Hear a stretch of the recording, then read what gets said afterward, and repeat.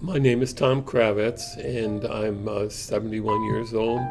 I was born in Baltimore, and I grew up in, the first 3 years in O'Donnell Heights, which was a public housing neighborhood in East Baltimore. And at the age of 4, I moved down to the Dundalk area. My early years were okay, but it was a rough neighborhood, that O'Donnell Heights. And then when we moved down to Dundalk, it was a lot nicer. We had our own house, and it was just much more pleasant. Had a yard to play in, swings in the backyard, a lot of the nicer things. But my mother had schizophrenia, which is a mental illness, and because of that, the family was always in turmoil, and so it was a very upsetting thing for us kids, because my mother was off to the hospitals all the time. She would be gone for months at a time, and we had to fend for ourselves. And even as a young child, about 8 or 9 years old, I was cooking my own meals and actually cooking dinner for my parents and my father and my brothers and sister. I have an older brother who's 6 years older than me, and an older sister who's 3 years older. In Catholic school, it was good teaching because the nuns were really good teachers. But for the first 3 years, I had really nice teachers, which was okay. But then for the 4th, 5th, and 6th, and 7th grade, the teachers were very strict and actually mean at times. And I think that they really enjoyed hitting the kids and punishing them. And I did chores for them. I considered myself a spiritual person.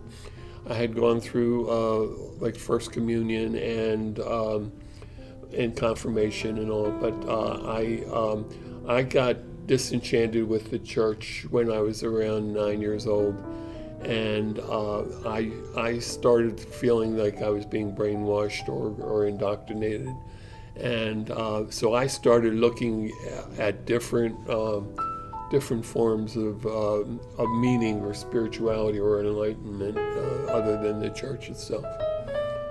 And that continued for the rest of my life, but I stayed in Catholic school for 3 more years until the 8th grade, where I went to public school.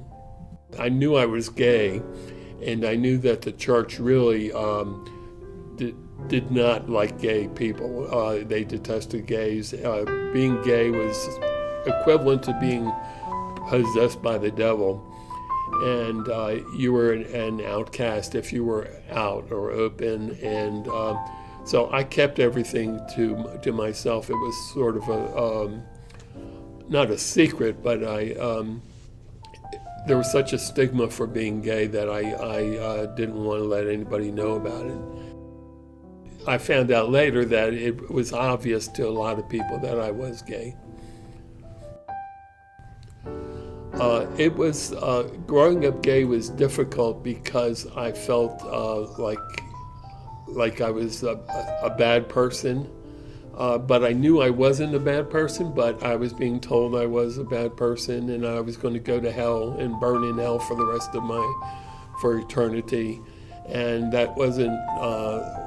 That was one of the reasons why I broke away from the church, is because, or the teachings of the church, was because it didn't accept me as the person that I knew I was. At the University of Maryland, I was a chemistry major for my first year and a half, but I didn't do too well in calculus. And because of that, I had changed over to business administration in the middle of my sophomore year. I wound up drinking all the time. I'd be over the student union, like in between classes, drinking beer, and then I would not even go to class because I was having a good time. And so I eventually dropped out of school in 1966. I chose to volunteer for the Air Force because of the alternative was to get drafted and to go into the Army, where I almost certainly would be go directly over to Vietnam. By 1966, there were over 55,000 soldiers in there, and that's around the time that the draft was ready to take me because I had dropped out of school. In the military, both my alcohol and I started drug use also at that time, and my being gay were all problems for me. I had to try to hide being gay from all the people, that my roommates and the people that I lived and worked with. So it was difficult, although I did go into the town, into the gay bars and all, and I was leading a gay life on the weekends. I would call people on the phone and things like that and talk to them and tell my roommates I was talking to my girlfriend, but it was a guy I was talking to actually. It was difficult because it made me feel as though I was a phony or a fraud, because I was not being honest with who I was to other people. I had to lie to everybody about who I was. So from that, it made me feel as though there was something wrong with me again. It was part of the stigma of being gay, that you were looked down on, and then people treated you as being less than normal. I had problems with alcohol in college. I passed out many times drinking, especially at parties. Drinking, and I would just go out and mix all kinds of drinks together and things like that. It was I just drank to get drunk. It was not one of the things where I was actually enjoying the drinking.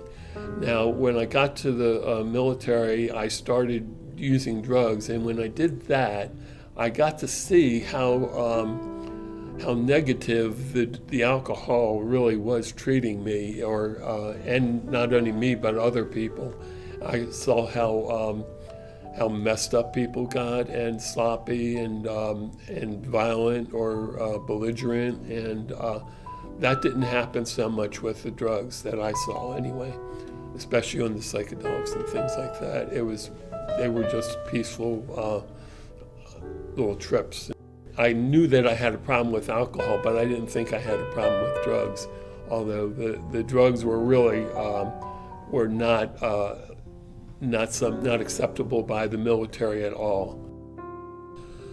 When I got into AA, they said that if I were to get sober, people told me I had to find a higher power. So I just had like a fictitious higher power or higher God. And I would go to retreats in AA for weekends with bunches of people who were in the program. And I met a lot of, a few gay priests at these retreats, and talked to them about being gay, and also about the alcoholism and how they tied into each other. I've been really happy with the progress of gays as far as gaining rights. That's one of the things that I'm proud of, is that when I got out of the military, I went to San Francisco, and I was I was doing social services, more or less. I was running, one of the guys running the gay switchboard in San Francisco, and we were the organizers, or part of the organizing team for the Gay Pride Parade, which was the second one actually in San Francisco at the time.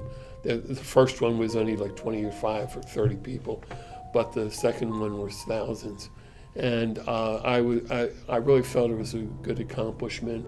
The problem with that was that was right around the time that AIDS started and people started getting sick, and I was really disappointed by the way the government failed to try to protect the gay population from AIDS.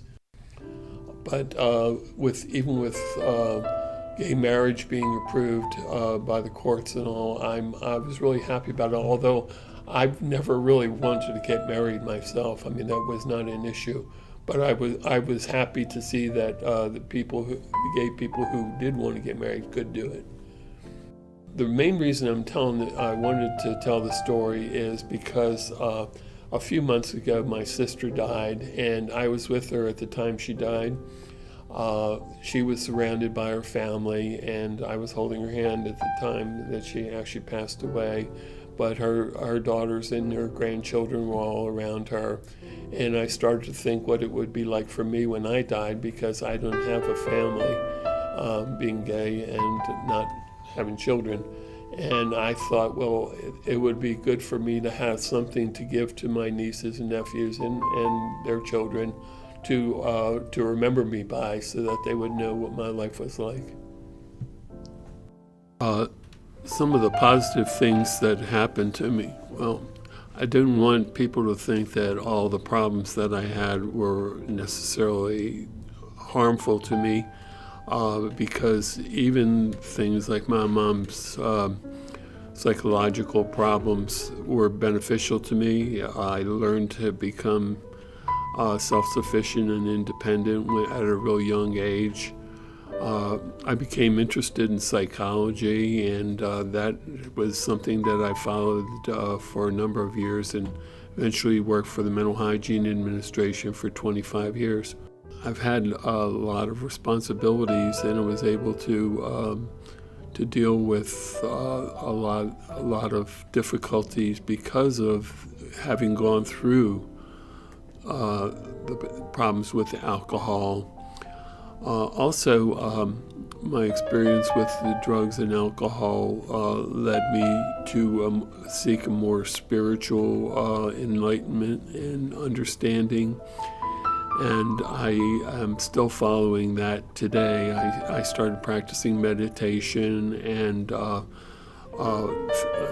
to theosophy. I'm happy now that I have gone through those things. I wouldn't want to go through them again, but looking back on them, I can see how they have really benefited me.